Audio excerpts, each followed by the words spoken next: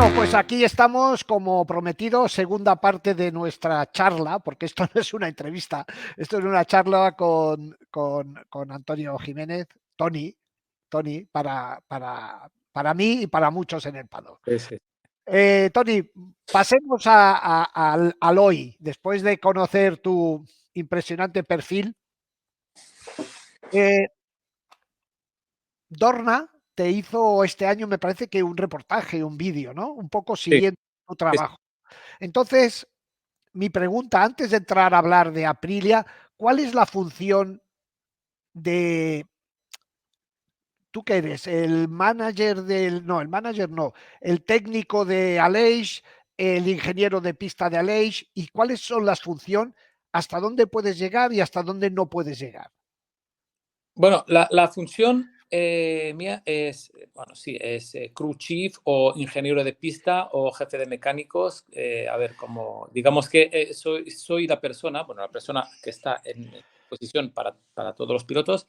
Digamos que soy la persona que conecta directamente con el piloto en todo. Quiere decir que el piloto cuando entra, a la primera persona que mira a los ojos es a la persona que tiene al lado, en ese caso el jefe de mecánicos, que soy yo, ¿no? Entonces, en ese momento yo soy el que tomo las decisiones de todo. Quiere decir que en un entreno, para que la gente se haga una idea, y quien ha visto el reportaje ya sabe cómo funciona, en 45 minutos el piloto normalmente sale depende de la pista, entre 2 y 4 veces a la pista, ¿no? Hacer 5 vueltas, 3 vueltas, 2 vueltas, depende. Normalmente, las primeras vueltas, cuando tú llegas a un circuito, las primeras vueltas del primer día son las más complicadas, porque la moto, la gente igual, algunos lo saben, otros no. Tú puedes ganar un gran premio y el fin de semana después llegas a un circuito y la moto no funciona para nada.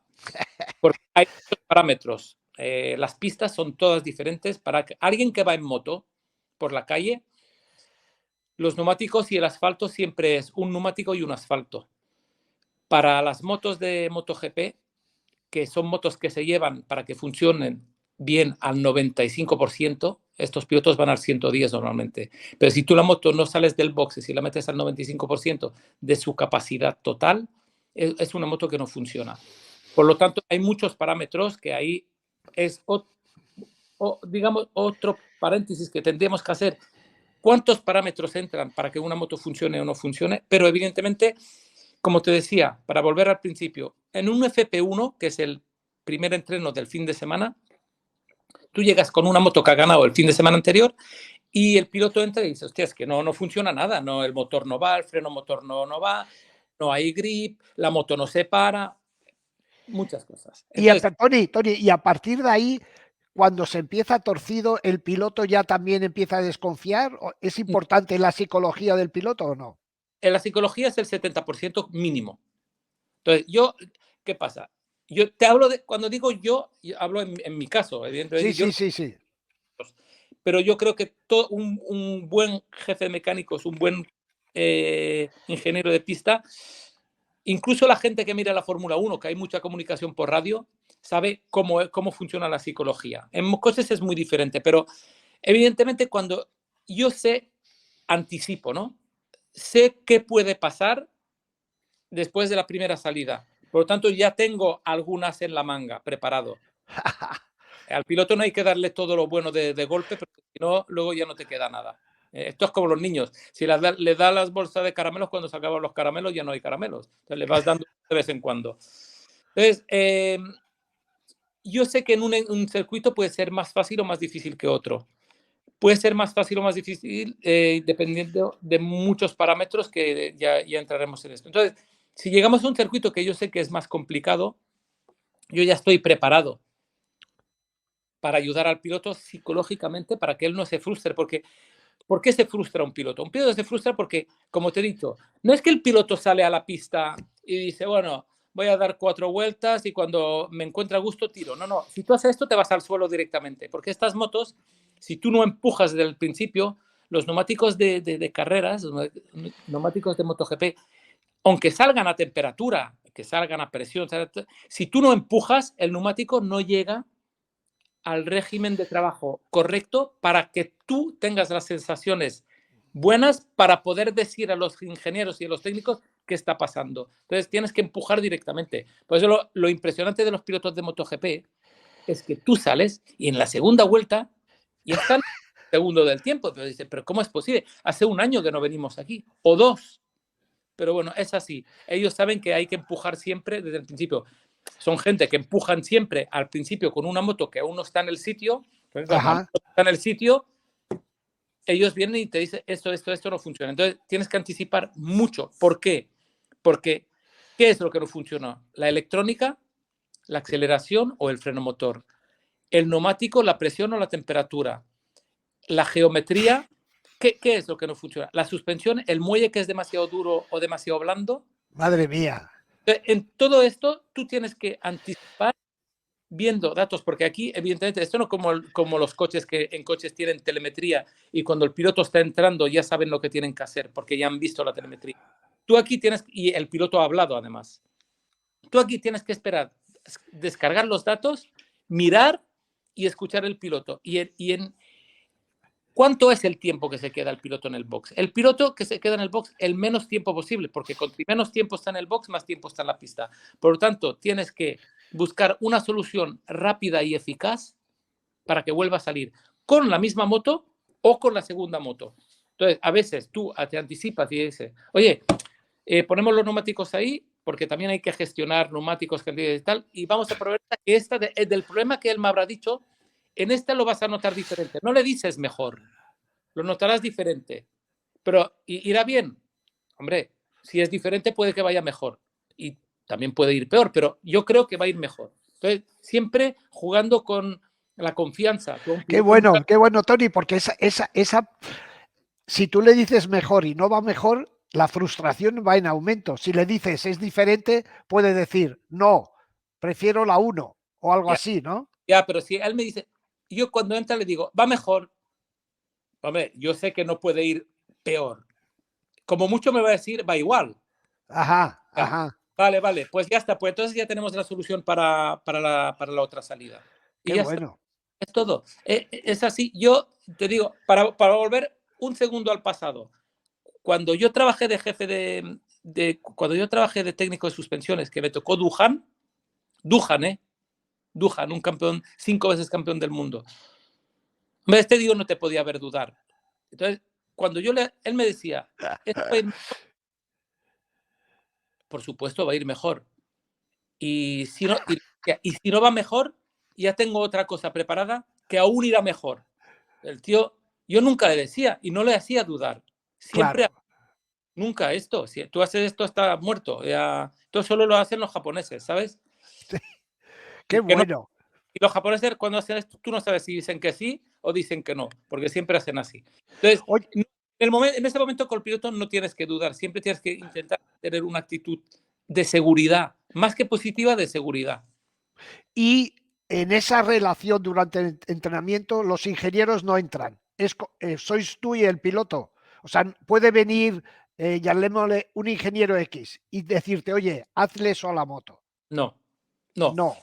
Ingeniero con los que hablas en ese momento, que yo hablo y luego ellos contestan, porque para no liar ahí habla una persona, es el de los neumáticos y el de las suspensiones, por una parte. Y luego al lado mío está el electrónico, el de los... Ajá.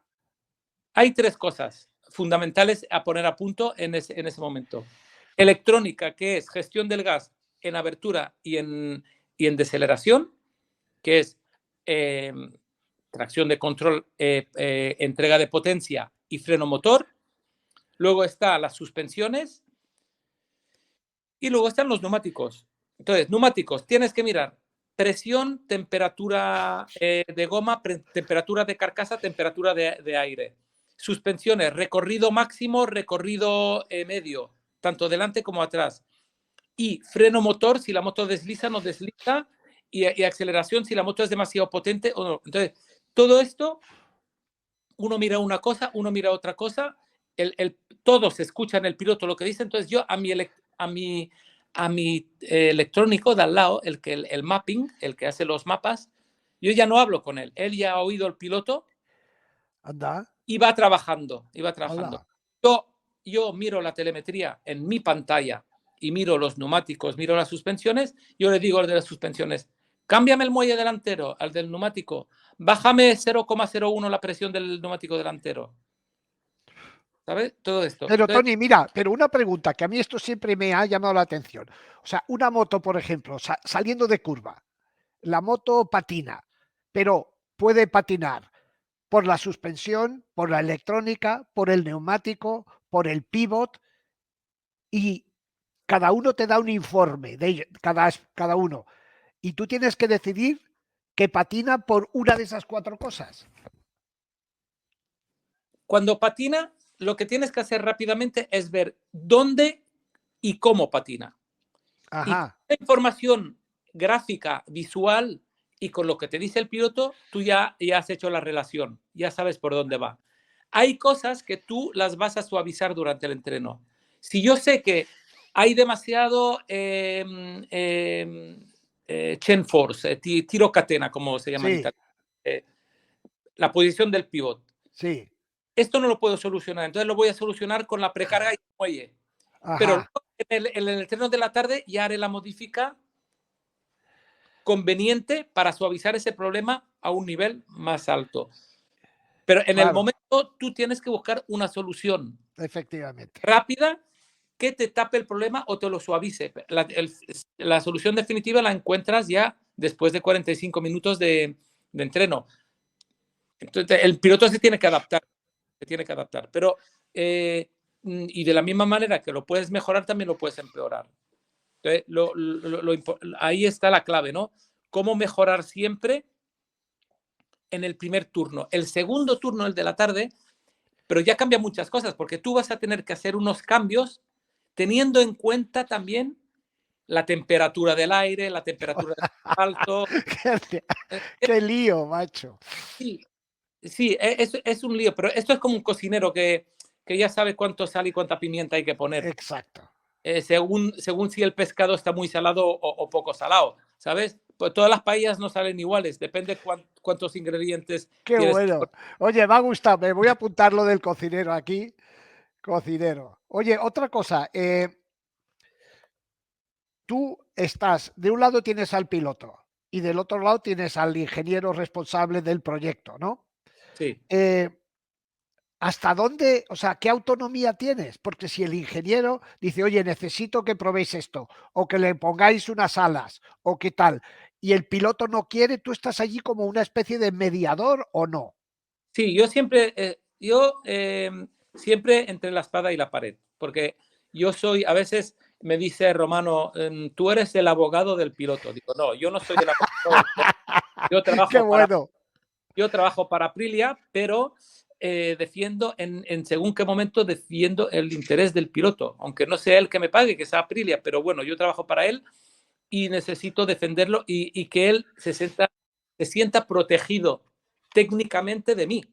Yo tengo que ser siempre sincero con el piloto y si hay algo que él no quiere probar, ahí me tengo que enfrentar con los ingenieros de Aprilia. Porque claro. todo lo que ellos dicen, Aleix me dirá, no, esto no lo pruebo, me dará su argumento, me dará el porqué y yo lo tengo que explicar y tengo que luchar contra esto. Pero a veces es una guerra.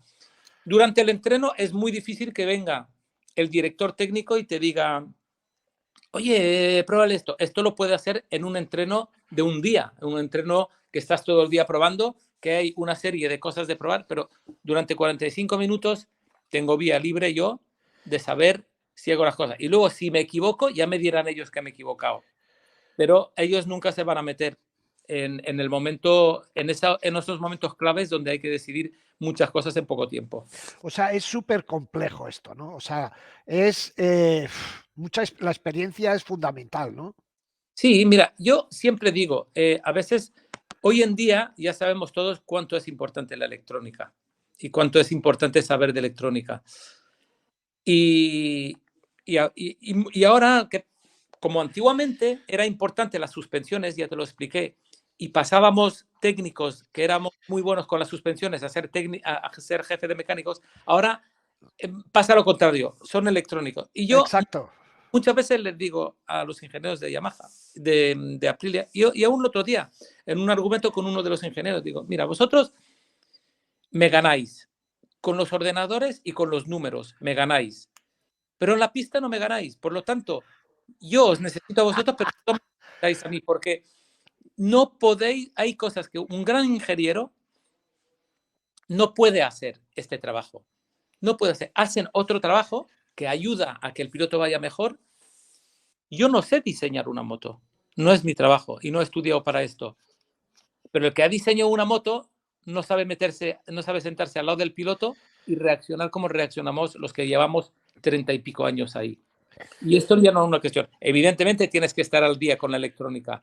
Pero yo me pongo al día cada día con lo que hay. Pero no voy a hacer yo los mapping de la moto, ni diseñar la moto, ni diseñar un basculante, porque no es mi trabajo. Yo les puedo decir lo que yo creo, cómo se puede hacer, si hay que trabajar con las rigideces o con la geometría. ¿Por qué? Porque yo esa información sí que la sé y la siento. Y los momentos que yo estoy en la pista, la temperatura, el calor, el cómo está el piloto, todo esto son gente que están en fábrica y no lo notan. Y hay que estar in situ para saber si la cosa funciona o no. Esas cosas muy... Oye, no, admirable, admirable. No es solo un señor que está sentado ahí al lado del piloto, hay detrás un trabajo acojonante. Me No, encanta. no. Tony, pasemos al presente. Mira, el otro día con mi amigo Giovanni Zamagni hicimos un vídeo en Italia donde él tenía información de Aprilia que le habían dado y le explicaron que el gran paso adelante de Aprilia fue cuando pasaron del motor V entre 70 y 80, que no querían decir exactamente la V, pasaron al V90 en 2020, ¿no? Ese fue el gran paso adelante de Aprilia, según tú. Fue uno de los grandes pasos, sí, porque el motor empezó a funcionar de una manera, ¿cómo lo diría para que me entienda la gente? Más eléctrica, Ajá. con un reparto de potencia mucho más lineal, más suave, un motor más potente. Y luego esto ayudó también a rediseñar un poquito la moto a nivel de repartición de pesos. Y luego en ese momento también llegó una aerodinámica mucho más eficiente. Entonces, la electrónica, el motor, la aerodinámica, todo hizo que ese año se empezó a ver el inicio de un proyecto que iba en la dirección correcta. Y aparte, ¿esa es la moto base que se ha ido evolucionando o del 20 hasta hoy ha habido otra vez otro cambio grande? No, no. Ahí ha sido el punto de partida y luego, evidentemente, como te decía, se han ido, con ese motor ha ido evolucionando, ha ido mejorando en todos los sentidos y además la aerodinámica ha dado un paso muy importante. Además, ya lo verás, ya lo ves, este año hay incluso gente que ha copiado un poquito. Sí. Todos copiamos de todos, cuidado, que nosotros no es que no copiamos de los otros también, porque mucha gente nos habrán criticado por decir que la Aprilia se podía parecer a una Ducati. Pero bueno, en Fórmula 1 pasa lo mismo, tú te copias del que va bien, no del que va mal. Lógico. Ahora es un Oye, tonto. ¿cómo se llama? El ingeniero que le contó todo esto a Giovanni, ¿cómo es? Gianfranco, el No, jefe es Paolo Bonora. Bonora, Paulo Bonora, exacto. Y Bonora también le decía que metieron la moto en el túnel del viento de un equipo de Fórmula 1 también y tal y cual. ¿Tú a esas pruebas también vas o no? No, yo tengo toda la información, pero es un sitio donde pueden ir pocas personas, entonces van las personas realmente y van los pilotos. Y Aleix estuvo ahí hace una semana o 10 días. Aleix, Maverick y los dos pilotos nuevos de Aprilia también, porque evidentemente es un trabajo que se tiene que hacer también con el piloto y es un trabajo duro para el piloto. El trabajo de la galería del viento, un trabajo duro porque tiene que estar muchas horas en unas posiciones Sí. y tal. Luego también se hace con un maniquí también, ¿eh? Hay pruebas que son con piloto y otras sin piloto. Pero es importante ver el efecto de cada piloto, de su mono, de sus botas, de su casco y de Hostia. su... Sí, sí, todo es importante. Es que las galerías del viento igual te dice, oye, el casco de este piloto es un cacao, no por mucho array o mucho show que sea. Y a lo mejor no es porque sea una gran marca que sea... O sea que estos alerones detrás realmente son efectivos. Sí, sí, y a veces se modifican y se pueden modificar para el piloto, porque el piloto en cada moto tiene una posición diferente. Entonces es súper importante la aerodinámica. Y nosotros ahí es donde hemos mejorado mucho. ¿Por qué? Porque creo que tenemos un gran ingeniero en ese sentido, un buen equipo que trabaja con él y además se ha elegido un túnel del viento, una galería del viento mucho más eficiente del que se utilizaba antes. Sí, esto me ha dicho. Es más caro, evidentemente, mucho más caro, Creo que pero es carísimo una hora en un túnel de viento, ¿no? increíble, increíble. Y entonces, sí, pero es importante. Hoy en día es importante porque es lo que hace funcionar también la moto. Oye, y Maverick comparado con Aleix o con Raúl es mucho más bajito. ¿El carenado tiene que ser igual para todos o no? A ver, se pueden homologar varios tipos de carenados, pero bueno, el concepto de la moto es igual. Se puede modificar y luego se tiene que homologar para cada piloto. Porque evidentemente con el tiempo se ha visto que no todos los pilotos son iguales. Pero bueno, Claro. de detalles. La moto es base y luego pues depende de cómo los brazos, si los tienes más largos, los pies más grandes o eres más pequeñito y tal, porque el efecto aerodinámico pues es un estudio, es un conjunto de cosas, ¿no? Independientemente que seas grande o pequeño, evidentemente. Ajá. Hoy en día, pues un tío como Rubén Chaus lo tendría difícil, porque es un tío grande y tal, y todo vale, ¿no? Nosotros, cosas que nunca se había pensado, incluso el cambio, estamos a veces con la moto, uy, hay un poco de viento, uy, ¿qué tal? Uy, la sexta más corta, la sexta más larga. Todo se juega, ya lo sabes, a milésimas y todo es importante. Por lo tanto, la moto, digamos que es básicamente la misma, luego se puede modificar un poco una cúpula más grande, más alta, Eso. Ajá. a lo mejor alargar un poquito la parte delantera, si lo ven necesario, pero sí, sí que se puede hacer. Oye, ¿y tú vas mucho a Noale o no? Mira, yo iba más antes de la pandemia. ¿Qué pasa? Es que como se ha inventado esto del teletrabajo, pues antes iba más trabajando menos y ahora voy menos trabajando. Para que... Por cierto, te tengo que decir que el lunes estoy en el reparto Corse. Ah, pues muy bien, muy Sí, bien. me han dicho que me han invitado a ir y tal. La verdad es que me apetece muchísimo. Fui una vez hace tiempo y es no sé si lo han cambiado, era como todo muy compartimentado. Estaba el que hacía los chasis, el que hacía no sé qué, no sé ahora cómo será con la llegada de Rívola, pero es interesante. Un departamento de carrera, la verdad es que mola ir. Sí, sí, sí, no, ya te lo pasarás bien.